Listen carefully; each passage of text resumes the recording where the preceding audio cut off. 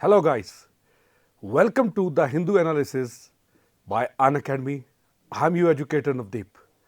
तो आज का analysis you can check the date it's 9th of September 2024. बहुत ज़्यादा इंटरेस्टिंग है, बहुत ज़्यादा इंटरेस्टिंग टॉपिक्स है. Let's start guys. आपको पता होगा 2 दिन पहले ex chief minister of Manipur के घर पे एक रॉकेट अटैक होता है. And after this rocket attack there were reports कि many people have lost their life.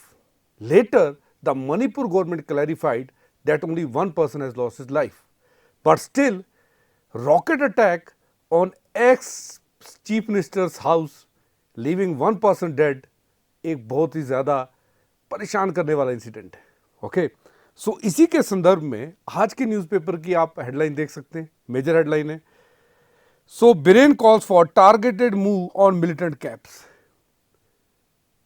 According to the Chief Minister of Manipur, अगर militants के पास इतने sophisticated weapons आ चुके हैं, तो it is time for the central government along with the state government to launch targeted attack on the militant camps.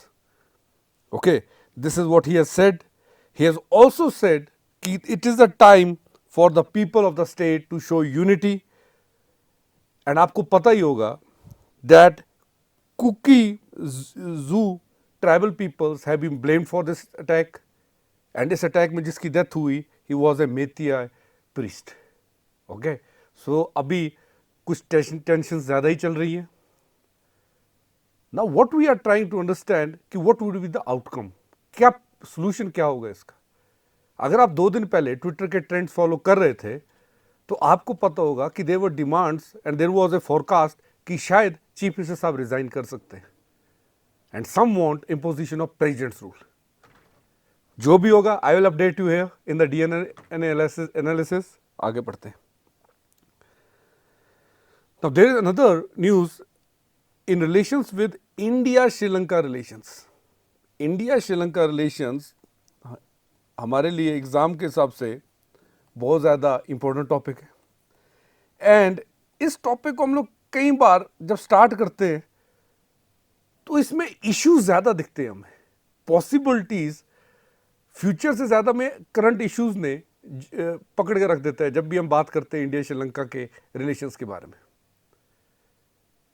कभी चाहे वो Tamil cleansing हो, चाहे वो कच्चादेवू आइलैंड इशू हो, एंड अब यस देयर इज वो वन निदुनथेवू, ये भी एक आइलैंड है. रिसेंटली ये भी न्यूज़ में आया हुआ है. सो अगर आप if you see the map, if you seeing the map, this is the north of Sri Lanka, this Jaffna. Jaffna वही प्लेस है जहाँ पर तमिल, जो श्रीलंकन तमिल्स है उनके रिलेटेड जो इश्यूज थे तब ये न्यूज़ में होता था. अगर आप बिल्कुल इसके वेस्ट साइड पे देखेंगे तो you will find Neduntheevu island. और यहां पर अगर आप देखेंगे the place I have circled, this is Rameswaram. This is with India, the last point of India. Look to east, अगर आप इसके ईस्ट में देखेंगे तो सेम आइलैंड है. तो डैट मीन्स अगर आप ढंग से इस मैप को देखेंगे तो कहीं ना कहीं हमें पता चलता है कि रामेश्वरम और जाफना दोनों के सेंटर में है ये आइलैंड. अब ये न्यूज़ में क्यों है? यूजुअली जो तमिलनाडु के फिशरमैन ने they go to this place for fishing rich area, and because it falls under the jurisdiction of Sri Lanka, territory है श्रीलंका की, Sri Lankan Navy arrest them क्योंकि उनकी टेरिटरी में जा रहे हैं. So this is where the fresh issue has again emerged. 14 fishermen from Tamil Nadu were arrested by the Sri Lankan Navy. आगे देखते हैं इसमें डेवलपमेंट कैसे होती है, how these fisherman will be brought back, वो मैं आपको अपडेट करता रहूँगा. आगे बढ़ते हैं आप. दिस इज अनदर न्यूज़ जो आप अगर पढ़ेंगे स्टार्टिंग में खुद से तो यू विल से कि इसको छोड़ देते हैं यार, इतना कुछ है नहीं इसमें. बट ट्रस्ट मी, इसमें कुछ ऐसा है जो डायरेक्टली आपके प्रीलिम्स के साथ कनेक्टेड है और आपकी गवर्नेंस के साथ रिलेटेड है. न्यूज़ सिंपल है कि एक पैनल बना था, एक पैनल बना था जो union ministry of statistics and programme ने बनाया हुआ था। 14 मेंबर पैनल था ये। This was headed by, this 14 member panel was headed by, एक इसको हेड किया था economist. This panel was headed by economist and chief statistician जिनका नाम है प्रणब सेन, वो इसको हेड कर रहे थे। अब इस पैनल ने रिपोर्ट देनी थी regarding, it was a standing committee, and इसको रिपोर्ट देनी थी regarding the functioning of statistics, जो फंक्शनिंग हो रही है, how the economy is moving, पूरी ओवरकम की इसको एक रिपोर्ट देनी थी। एंड कहते हैं कि Pranab Sen asked for the census data,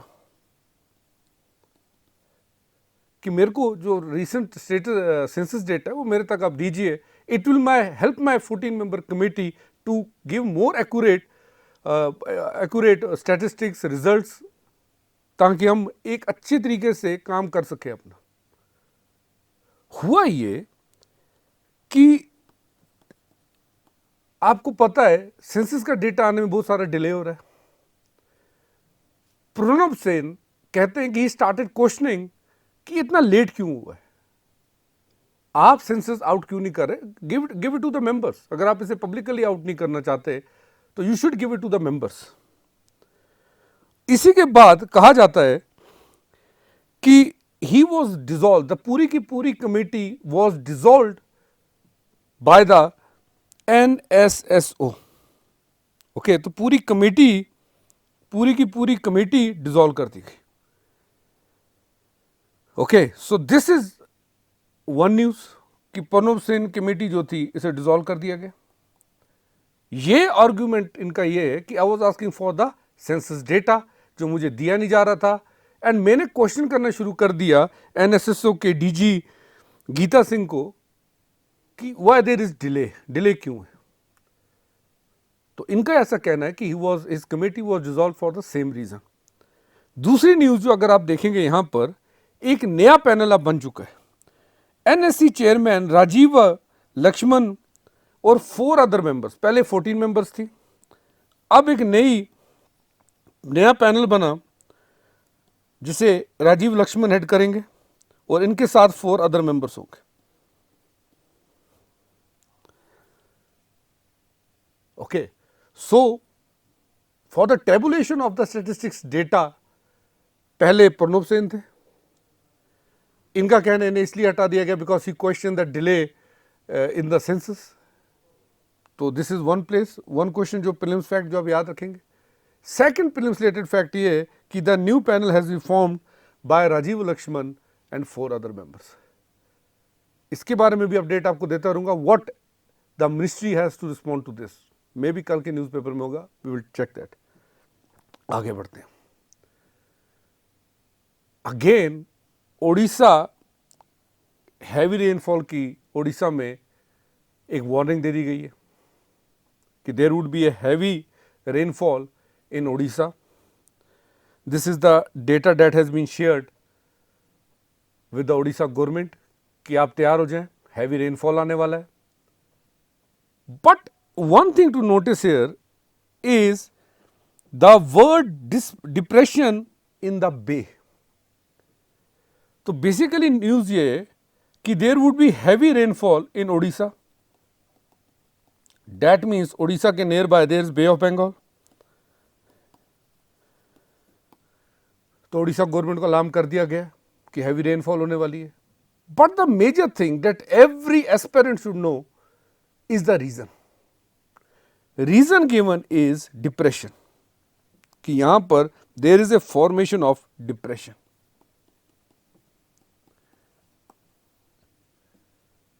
देखते हैं डिप्रेशन क्या होता है, कि क्यों ये टर्म यूज किया गया है विद दिस पर्टिकुलर फेज। जो ये रेनफॉल ओडिशा में होने वाले हैं, इसके लिए पर्टिकुलरली ये वर्ड यूज क्यों किया गया।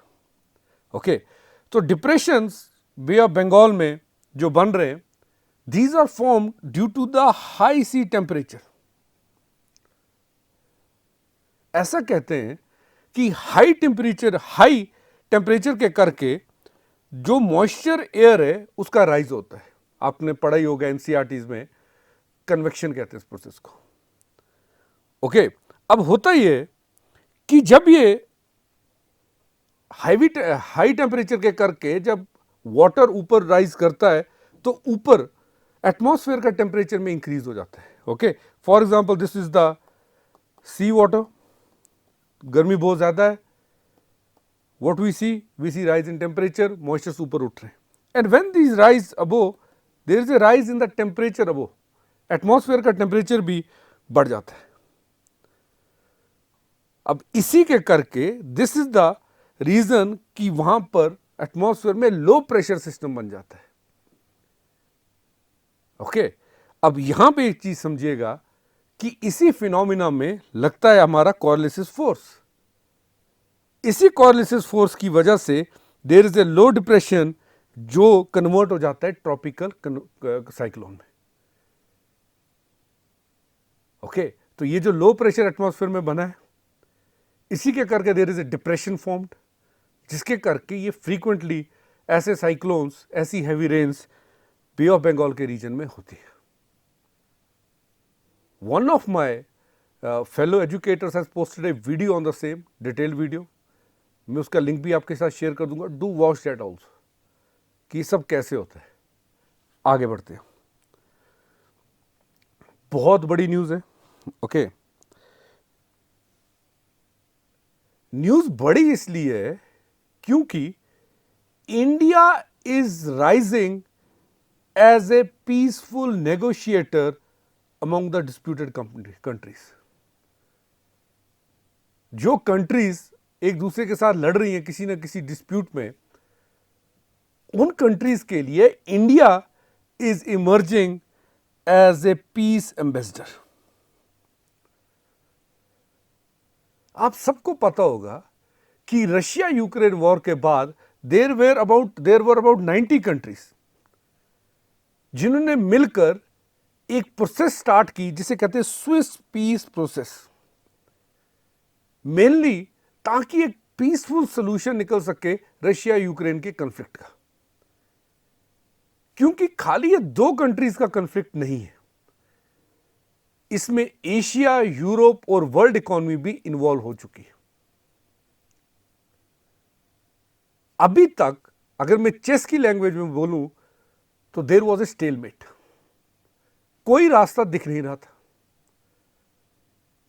रिसेंटली हमारे प्राइम मिनिस्टर की visits to both the countries and उसके बाद जो वर्ल्ड लीडर्स का कहना है, स्पेशली लाइक इटली के लीडर का जो कहना है, यूक्रेन के एम्बेसडर ने भी रिसेंटली इस बात को कह दिया है, एंड रशिया के भी कुछ हाई ऑफिशियल्स ने कहा है कि India can be A negotiator between Russia and Ukraine. तो जैसा मैं कह रहा था, दोनों के बीच में पीस लाने के लिए, ताकि एक पीस प्रोसेस शुरू हो, there was a Swiss peace body, एक स्विस पीस प्रोसेस चली थी। तो India was not the member of this Swiss diplomacy, जो रशिया यूक्रेन में आप देखेंगे कि पीस लाने का काम कर रही थी, नेगोशिएशंस का काम, India was not part of it. लेकिन कल ही आज के पेपर में अगर आप देखेंगे, यूक्रेन के एम्बेसडर ने कहा है कि इंडिया को रिव्यू करना चाहिए and it should join Swiss peace process. तो जो अहिंसा, नॉन वायलेंस का संदेश इंडिया की धरती से पूरी दुनिया में फैला, जो रिलीजियस हार्मनी, कल्चरल हार्मनी का हमने काफी सौ सालों से संदेश दुनिया को दिया है, वो संदेश आहिस्ता आहिस्ता पूरा दुनिया रियलाइज कर रही है। Okay, so this was about the news. एक नया डेवलपमेंट है रशिया यूक्रेन कॉन्फ्लिक्ट में, और इंडिया का role with Russia and Ukraine. देखते हैं इसमें what the ministry of foreign affairs has to say, what our prime minister decides, will update in the coming days. या गाइस, एक और चीज, कल ही आपके मोबाइल में नोटिफिकेशन आ गई होगी, डर भी गए होंगे आपकी नया लॉकडाउन ना लग जाए। वैसे डरने की कोई बात है नहीं, according to our health ministry but still update कर दूं आपको कि एक patient with mpox symptoms recently India ने अपना फर्स्ट एमपॉक्स पेशेंट कंफर्म किया है इंडिया में। काफ़ी सारे कंट्रीज में काफ़ी सारे दिनों से हम पढ़ते थे कि एमपॉक्स फैल रहा है। Now first young male in India has been observed with the symptoms of this disease. इसी सिम्टम्स के साथ हुआ है। मिनिस्ट्री ने अभी तक कोई भी डेटा कि कहाँ कहाँ पर्सन गया था, हाउ ही वॉज कंटेमिनेटेड, कुछ नहीं बताया है। But yes, it has been confirmed कि patient has the symptoms of mpox. हमारे एक एजुकेटर ने बड़ी डिटेल क्लास ली हुई है एमपॉक्स की। I will be sharing the link also. Please to watch it, ताकि इस बीमारी के बारे में आपको सब कुछ पता चल सके। आगे बढ़ते हैं। हेडिंग छोटी सी है, पर आई कैन से कि आपके एग्जाम के लिए बहुत बहुत बहुत ज़्यादा इंपॉर्टेंट है, स्पेशली इंडियन पॉलिटी के लिए। डायरेक्ट क्वेश्चन है। इफ यू सी, यहां पर ये एमपी सुप्रिया सूले साहिबा का कहना है कि जीएसटी काउंसिल की मीटिंग से पहले वी नीड रिफॉर्म्स। अगर मैं आपको एक चीज बता दूं कि ये न्यूज में एक पीवाईक्यू भी छुपा हुआ है और फ्यूचर क्वेश्चन भी इसी में से आ सकता है। आपने सिर्फ जीएसटी काउंसिल पढ़ा, सूले साहिबा का नाम पढ़ा, आप पेपर मोड़ सकते हैं, छोटी सी तो न्यूज है, तो कितनी छोटी सी न्यूज है। लेकिन अगर आप थोड़ा सा डीप डिग करेंगे आपको पता चलेगा कि जीएसटी काउंसिल का आर्टिकल, सबसे पहले याद रखिएगा, 279A जीएसटी काउंसिल का आर्टिकल है 279A। मेरे को कमेंट करके बताएंगे आप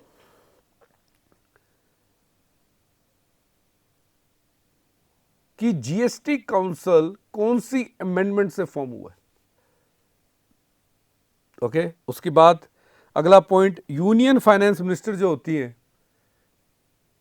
या जो होता है वो जीएसटी काउंसिल का चेयरमैन होता है। ओके, आप एक और चीज याद रखेंगे यहां पर कि इसके हेडक्वार्टर दिल्ली में, यूनियन फाइनेंस मिनिस्टर इसके चेयरमैन होते हैं। उसके बाद यूनियन मिनिस्टर ऑफ स्टेट, उसके बाद union minister of state revenue और फाइनेंस, वो इसके मेंबर होते हैं। स्टेट, सारी स्टेट के फाइनेंस मिनिस्टर्स भी इसके मेंबर होते हैं। एक हिसाब से हमारे फेडरल स्ट्रक्चर को स्ट्रांग करने वाली बॉडी है, हेडेड बाय फाइनेंस मिनिस्टर। और union minister of state MOS जो रेवेन्यू और फाइनेंस के होते हैं वो भी इसके मेंबर होते हैं। और सारी स्टेट्स के जितने भी फाइनेंस मिनिस्टर्स हैं वो भी इसके मेंबर्स होते हैं। यहां पे एक चीज याद रखिएगा कि डिसीजंस मेजॉरिटी से लिए जाते हैं और जो मेजॉरिटी यहां पर सेट की गई है वो है 3/4 of the total members present and voting. यानी कोई भी फैसला अगर लेना है जीएसटी काउंसिल में तो उसे 3/4 ऑफ द मेंबर्स जो प्रेजेंट है, वोट कर रहे हैं, वो पास करने चाहिए। बेसिकली ये रिकमेंडेशंस देते हैं जीएसटी के ऊपर, टैक्स रेट, स्पेशल रेट्स के ऊपर, लिमिट्स के ऊपर, और बाकी चीज डिस्कस होती है कि जीएसटी किस मैनर में लगाया जाए, how it should be collected, वो सब यहां पे डिस्कशन होती है। सो 279A headed by union finance minister, minister of state finance और सारी स्टेट्स के फाइनेंस मिनिस्टर्स। याद रखना यूनियन टेरिटरी का इसमें रिप्रेजेंटेटिव नहीं होता है। This is the point they can ask you in multiple choice questions. Headquarter Delhi में, decisions taken by 3/4 of the vote. अगली न्यूज देखेंगे आप, TN prison, Tamil Nadu prison officials engage convicts in household work booked. Tamil Nadu जेल में कुछ ऑफिसर्स थे जो convicts से, जो जेल में कैदी है, उनसे हाउस होल्ड काम करा रहे थे, घर का काम, अपना ऑफिस का काम करवा रहे थे. And they have been booked. Question ये आता है ना कि सर इससे फर्क ही क्या पड़ता है? वो मुजरिम है, उन्होंने कॉन्विक्ट है, वो तो मुजरिम है. वो ऐसे भी उनसे सर हमने मूवीज में देखे, उनसे पत्थर तोड़वाते हैं, उनसे तो काम करवाते ही रहते हैं. तो क्या फर्क पड़ता है सर इससे? फर्क पड़ता है. क्यों पड़ता है? क्योंकि देयर इज ए केस जो न्यूज में भी आपको याद भी रखना है. It is TV Venkateswaran versus state of Tamil Nadu. TV Venkateswaran versus state of Tamil Nadu case में सुप्रीम कोर्ट ने बोला है कि जो फंडामेंटल राइट्स आर्टिकल 14, आर्टिकल 19 और आर्टिकल 21 के हैं, याद रखिएगा 14, 19, 21, ये सब के सब फंडामेंटल राइट्स और also available to the prisoners. Okay, ये सब प्रिजनर्स को भी अवेलेबल है. तो केस याद रखिएगा. वो अरेस्ट क्यों है, ये चीज समझिएगा. 14, 19, 21. 21 में मीन्स 21 का मतलब क्या होता है? कौन सा आर्टिकल दिया हुआ 21 में? Right to life. और मेनका गांधी केस में क्या बोला? Right to life means living with choices and dignity. यहां देख लो बेटा, इसीलिए उन्हें बुक किया गया. आगे बढ़ते हैं. एक फोटोग्राफ है.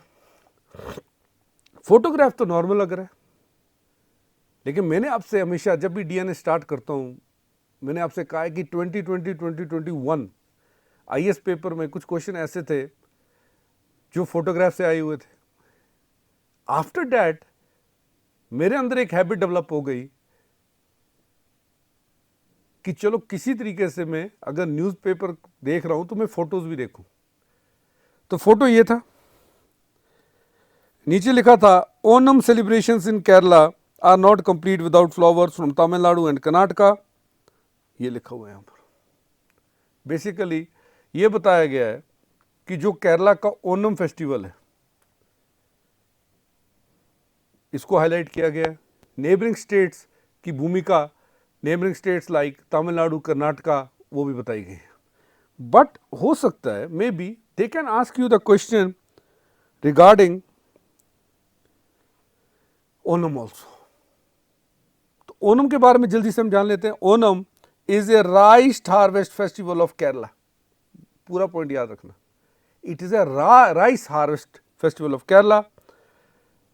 It is celebrated to commemorate king Mahabali. अब यहां पे पॉइंट याद रखना. पहला पॉइंट राइस हार्वेस्ट फेस्टिवल है. दूसरा पॉइंट किंग महाबली को कमेमोरेट करने के लिए यह सेलिब्रेट किया जाता है. 10 डे फेस्टिवल है, अगस्त या सितंबर में.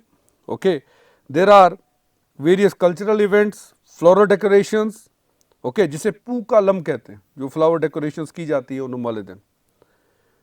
ओके, आप एक और चीज यहां पर याद रखेंगे कि there are various dances that are performed during the Onam like Pulikali. Pulikali dance आपने वीडियो देखी होगी. People paint their body as tigers and they dance. Pulikali. Pulikali dance is from Kerala. कौन से फेस्टिवल से रिलेटेड है? ओनम से. ओके, सो ये इंफॉर्मेशन याद रखिएगा. Pulikali, this is the Pulikali. This is Pulikali. देखिए इसने बॉडी अपनी टाइगर के तरह पेंट की हुई है. Okay, celebrated in Thrissur. Basically एक और चीज याद रखना कि महाराजा रामा वर्मा थम्पारुम इंट्रोड्यूस्ड पुलिकाली. एक और डांस इसके साथ रिलेटेड है, that is Kathakali, Mohiniyattam, Koodiyattam. Okay, ये कुछ डांसेस हैं that are linked with Onam.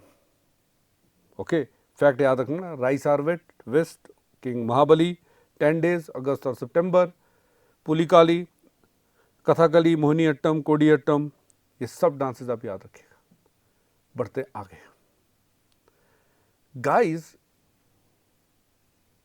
India का जैसे ग्लोबल स्टेचर राइज हो रहा है, जैसे मैंने आपके साथ कुछ ही न्यूज़ पहले डिस्कस किया regarding the Russia Ukraine conflict में इंडिया की मीडिएशन की डिमांड आ रही है, ऐसे ही आप देखेंगे बड़े काफ़ी बड़े, और इंडिया प्राइम मिनिस्टर भी काफ़ी नई नई जगह जा रहे हैं जहां वो कभी गई नहीं, like Brunei.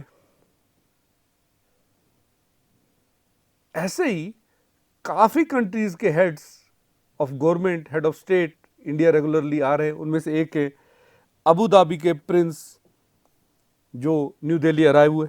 You can see the photograph है। अबू धाबी, यहां पर आप देखेंगे यूएई। अगर आप देखेंगे this is India, Arabian sea, and this is Abu Dhabi. Okay, यहां पर आप देखेंगे Qatar, Bahrain, Saudi Arabia, Oman, Yemen. यहां पर आप देखेंगे तो अगर ये स्विस कनाल वाला एरिया आ गया, यहां से यूरोप स्टार्ट हो जाता है। सो नेबरहुड ही है। अबू धाबी में काफ़ी सारे इंडियन माइग्रेंट्स जो है वो काम करते हैं, लेबर्स काम करते हैं, इसलिए भी ये इंपॉर्टेंट है। और Abu Dhabi is on A investment स्प्री। काफ़ी ज़्यादा इन्वेस्टमेंट अबू धाबी कर रहा है पूरे वर्ल्ड में। India is also evolving as an investment hub. तो इसीलिए यहां पर अबू धाबी, यूएई की गवर्नमेंट और इंडियन गवर्नमेंट के बीच में ट्रेड ज़रूर एक बड़ा फैक्टर रहने वाला है। दूसरा फैक्टर जैसे मैंने आपसे कहा वर्कर्स का रहने वाला है। There is third more factor, that is science and technology. Let's see the outcome, but location आप देख लीजिए and we will update you as we get the news. Okay, UAE और इंडिया के अगर लास्ट 5 ईयर्स का relation हम देखें तो 2015 अगस्त में प्राइम मिनिस्टर पहली बार यूएई जाते हैं। फर्स्ट प्राइम मिनिस्टर 34 ईयर्स में जो यूएई गए was the prime minister. Okay, उसके बाद 2016 में वहां के प्रिंस इंडिया आते हैं। ओके, सो 2018 में सेकेंड विजिट ऑफ और प्राइम मिनिस्टर नरेंद्र मोदी। 2019 में ही थर्ड विजिट होती है। यानी ओवर द ईयर्स 34 ईयर्स से जो रिलेशनशिप थोड़ा ऑन ऑफ पोजीशन में था, जो बंद ही था तकरीबन, कोई स्टेट विजिट ज़्यादा थी नहीं, उसमें अचानक से चेंज आ चुकी है। After 2015 we have seen 4 major visits. Now let's hope कि इस विजिट में भी कुछ अच्छा होगा। We will update you about the outcome. Okay, अब यहां देखिए नेक्स्ट न्यूज़। तृणमूल जवार सिका रिजाइंस एज राज्यसभा मेंबर। कोई नाम वगैरह आपसे पूछने नहीं वाला। हाँ, पूछेंगे जरूर कि ये रिजिग्नेशन देते किसको है राज्यसभा का members.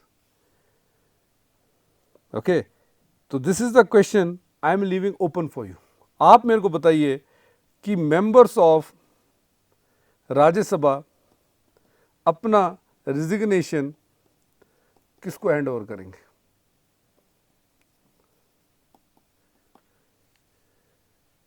I will be looking in the comments for the answer.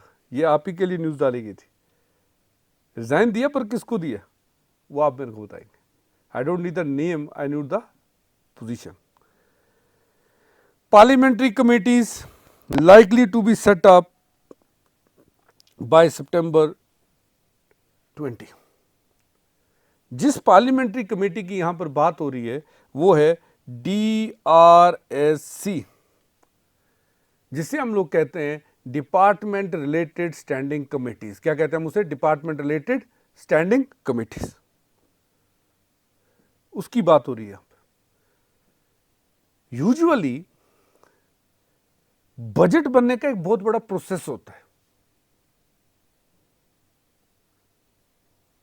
Budget बनते समय, बजट बनने से जस्ट पहले मिनिस्ट्रीज को, डिपार्टमेंट्स को डीओजीज की डिमांड होती है, जिसे हम लोग डिमांड ऑफ ग्रांट्स कहते हैं। बेसिकली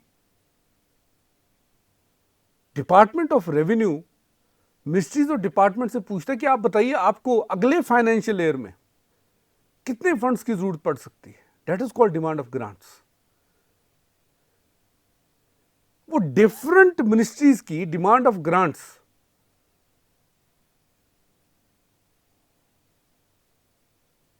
उनको स्क्रूटिनाइज करते हैं ये department related standing committees, total 24 है। आप बोलेंगे कि सर डिपार्टमेंट्स तो बहुत सारे हैं, अराउंड मैक्सिमम 107 डीओजीज मांगी जाती हैं, 107 मांगी जाती हैं, तो 24 डीआरएससीज क्यों हैं? 24 इसलिए बेटा क्योंकि अगर department of fertilizers, department of food processing, ऐसे ऐसे बहुत सारे डिपार्टमेंट है तो सारे एग्रीकल्चर के अंडर ही, तो ऐसे सम अप किया जाता है, असेंबल किया जाता है, जो डिफरेंट जिनका मेन एक ही एम है, उन सब डिपार्टमेंट्स को एक करके एक डीआरएससी में डाला जाता है। देयर आर टोटल 24 डीआरएससीज, पहले 17 होती थी, आप मेरे को बताएंगे किस ईयर में 24 हुई।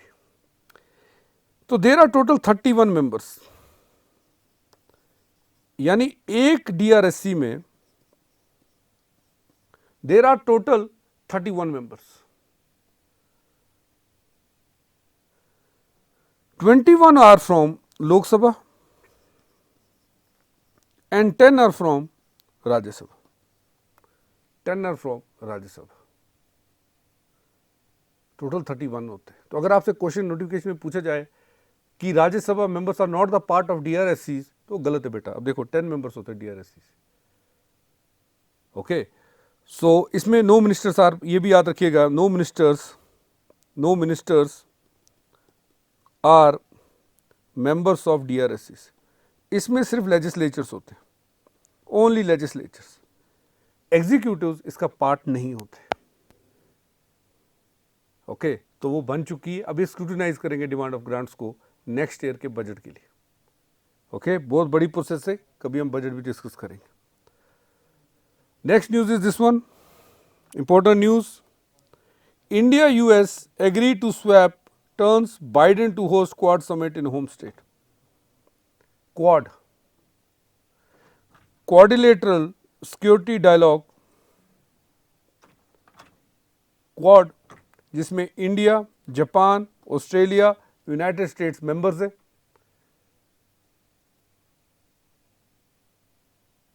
बेसिकली होना यह था कि इसका समिट, जो इस बार का समिट है, वो 2024 वाला वो इंडिया में होना था, 2025 वाला यूएसए में होना था, बट दे हैव स्वैप्ड। इस बार का समिट यूएसए में होगा और नेक्स्ट ईयर 2025 वाला समिट जो है वो अमेरिका में, वो इंडिया में होगा। सो इस साल वाला 2024 वाला इंडिया में होना था, लेकिन अब कहाँ होगा? यूएसए में। 2025 वाला यूएसए में होना था, अब कहाँ होगा? इंडिया में। तो इन्होंने स्वैप किया, यानी कमला हैरिस, डोनाल्ड ट्रंप, दोनों में से जो भी प्रेसिडेंट बनेगा यूएसए का नेक्स्ट ईयर, वो इंडिया आएगा, ये बात तो पक्की। So this was the news, members याद रख लीजिएगा। अब आगे बढ़ते हैं, एक बहुत बड़ी डेवलपमेंट है हमारे आसपास, लेकिन हम लोग उसकी ओर ज्यादा ध्यान नहीं दे रहे। डेवलपमेंट ये है कि leaders of banned Jamaat organise first major rally in south Kashmir, Kulgam. एक कश्मीर में ग्रुप है जिसे हम लोग बोलते हैं जमात इस्लामी, बैन हो चुका है। Okay, Jamaat Islami has been banned. 2019 में होम मिनिस्ट्री ने इसे बैन कर दिया था, बिकॉज अब जमात इस्लामी पहले एक सूफी आइडियोलॉजी से आती है। जे&के में इसको इंट्रोड्यूस करने वाले बंदे थे सादुद्दीन तराबली, मौलाना मौदूदी, इनकी फिलॉसफी पे बेस्ड है जमात इस्लामी। जे&के में से सादुद्दीन साहब लेके जाते हैं, पार्टीशन होता है, and they favour that Kashmir should go with Pakistan. उसके बाद हिजबुल मुजाहिदीन, जैश ए मोहम्मद, ऐसे ऐसे टेररिस्ट ग्रुप का जमात इस्लामी के साथ काफ़ी बार कॉन्टैक्ट पाया गया। Many connections were repealed, specially the funding and ideological connections. इसलिए इसे 2019 में बैन कर दिया गया। लेकिन रिसेंटली अब ये बैंड इलेक्शन तो लड़ नहीं सकते, लेकिन रिसेंटली जो J&K में इलेक्शंस होने वाले हैं उसमें काफ़ी सारे जमात इस्लामी के जो मेंबर्स हैं वो इंडिपेंडेंट इलेक्शन लड़ रहे हैं। This is the major turn of events. उनकी रैलीज ऑर्गेनाइज हो रही हैं। Okay, this is what we have observed. Okay, उसके बाद India's military diplomacy, top gear back to back exercises. ये बेसिकली बात हो रही है इंडिया और यूएसए की मिलिट्री एक्सरसाइजेज के बीच में। आपको पता है इंडिया और यूएसए की मिलिट्री एक्सरसाइजेज जिसे हम लोग नाम देते हैं युद्ध अभ्यास। क्या नाम देते हैं उसे? युद्ध अभ्यास। वो अभी कंडक्ट हो रही हैं इन उत्तराखंड। यूके को यूनाइटेड किंगडम ना समझ लेना, इट इज उत्तराखंड। ओके, तो बेसिकली जो पॉइंट आपको याद रखने का है कि इंडिया यूएस मिलिट्री एक्सरसाइज को क्या कहते हैं? युद्ध अभ्यास। आगे बढ़ते हैं। सो दिस इज ए फोटोग्राफ। ये सोयूज MS-26 मिशन का एक फोटोग्राफ है। आपको डायरेक्टली पूछ सकते हैं कि MS-26 मिशन किस कंट्री का है, तो इट इज रशिया। MS-26 मैं यहां पे लिख देता हूं, मिशन सोयूज। सो ये रशिया का है। ओके, क्या पता फोटोग्राफ से डायरेक्टली क्वेश्चन आ जाए, भरोसा क्या यूपीएससी का, स्टेट पीएससी का तो बिल्कुल नहीं। Next news is planetary protection to keeping out toxic aliens.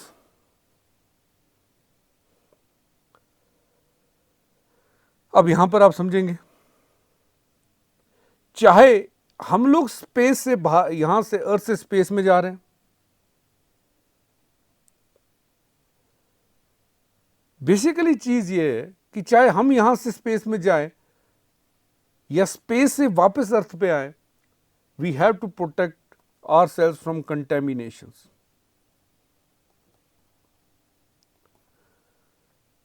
Because possibilities है कि there would be an alien microbial life.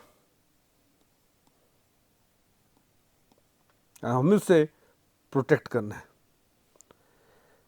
News में ये चीज इसलिए है क्योंकि सितंबर 5 को चाइना अनाउंस करता है कि ताइवान 3 जो सैंपल आने वाला है मार्स से, it will come on 2028। USA से काफी पहले आ रहा है। 2028 में it will bring the samples from the Mars. Samples from the Mars, वापस सुनिएगा, यूएसए पहले लाने वाला था, चाइना बाद में, बट वो पहले लाएगा। There is article 9 of the outer space treaty 1967। ये कहता है this deals with harmful contaminations of the state.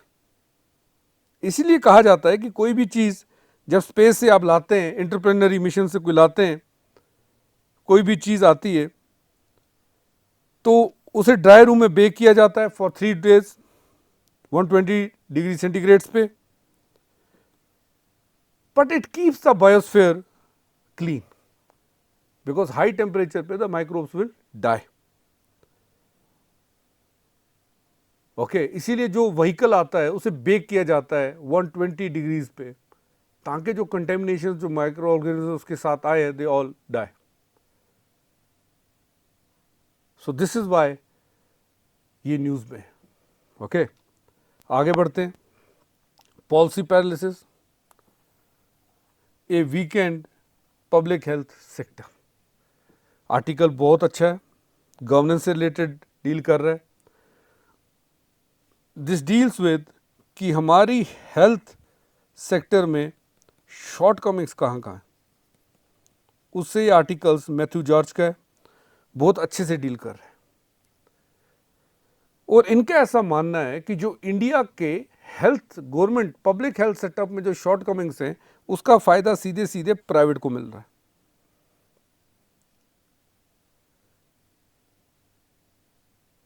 जबकि वो ज्यादा कॉस्टली है। आयुष्मान भारत जैसी चीजें भी ज्यादा, अकॉर्डिंग टू दिस आर्टिकल अगर आप पढ़ेंगे तो ज्यादा बेनिफिशियरी, मेन बेनिफिशियरी तो आपके प्राइवेट हॉस्पिटल्स ही है। So do read it. With or without China companies is the question. Prime minister साहब जब हमारे 2014 में इलेक्ट होते हैं, 15 में कहते हैं make in India, make in India, कि जो प्रोडक्ट्स है वो इंडिया में बनने चाहिए. Make in India for Indians whether you export it outside. इसके करके we have seen various success stories also. काफी सक्सेसफुल स्टोरीज हमने देखी जहां पर मेक इन इंडिया सक्सेसफुल हुआ है. One of the sectors is the toy sector. कभी पढ़िएगा उसके बारे में या वी विल डिस्कस इट कि टॉय सेक्टर एक बड़ा बेनिफिशियरी था मेक इन इंडिया का. But what has happened right now is a thing to give a thought in the mobile sector, cellphone sector. अभी भी अगर आप मोबाइल फोन्स देखेंगे तो मेक इन इंडिया इनिशिएटिव के लाने के बाद भी चाइनीज कंपनी का जो शेयर है, जो चाइनीज मोबाइल फोन्स का जो शेयर है इंडियन मार्केट में, इट इज 50%.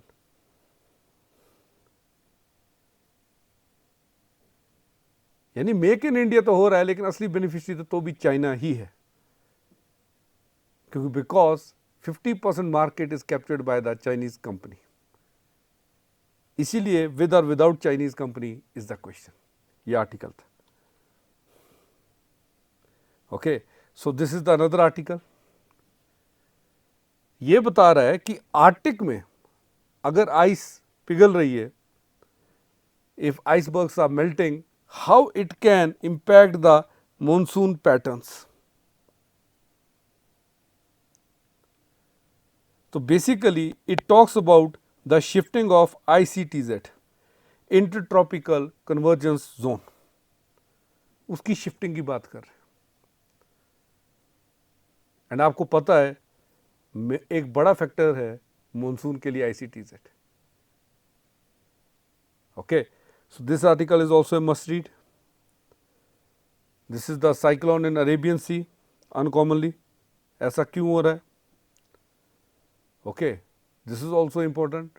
जो मैंने स्टार्टिंग में आपके साथ डिस्कस किया था, बे ऑफ बंगाल का था वो. This is regarding the Arabian sea because of the warming temperature. We talk about जो डिप्रेशंस बन रहे हैं, सेम चीज़ है जिस पे ये बेस्ड है.